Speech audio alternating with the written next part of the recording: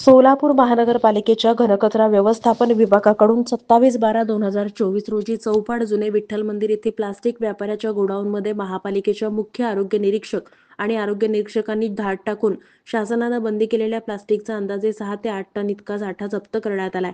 संबंधित व्यापाऱ्याकडून 10,000चा दंडही वसूल करण्यात आलाय. जप्त करण्यात आलेल्या प्लास्टिकची किंमत 5 लाख इतकी आहे. अचानक टाकण्यात आलेल्या या धाडीमुळे शहरातील व्यापाऱ्यांमध्ये भीती निर्माण झाली आहे. सोलापूर महापालिकेच्या घनकचरा व्यवस्थापन विभागाकडून शहरातील व्यापारी आणि नागरिक यांना वेळोवेळी जाहीर आवाहन आणि प्रसिद्धीकरण देऊन सुद्धा शहरात मोठ्या प्रमाणात बंदी घालण्यात आलेल्या प्लास्टिकची विक्री सर्रास होतीये. त्यामुळे आयुक्त शीतल तेलीउगले यांच्या आदेशानुसार अतिरिक्त आयुक्त रवी पवार यांच्या मार्गदर्शनाखाली सहाय्यक आयुक्त शशिकांत भोसले यांच्या नियंत्रणाखाली संपूर्ण घनकचरा व्यवस्थापन विभागाकडील मुख्य आरोग्य निरीक्षक आणि आरोग्य निरीक्षक यांच्याकडून ही मोहीम राबवण्यात येते.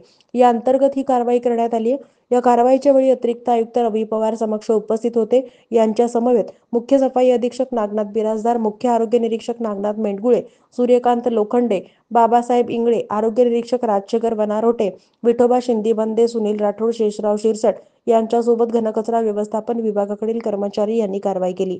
यावेळी शहरातील नागरिकांना आणि व्यापाऱ्यांना शासनानं बंदी घातलेल्या प्लास्टिकचा उत्पादनाचा वापर, विक्री, हाताळणी, वाहतूक, साठवणूक करू नये आणि वापरताना आढळल्यास संबंधितांवर नियमानुसार दंडात्मक आणि फौजदारी स्वरूपाची कारवाई केली जाईल, असा इशारा अतिरिक्त आयुक्त रवी पवार यांनी दिलाय.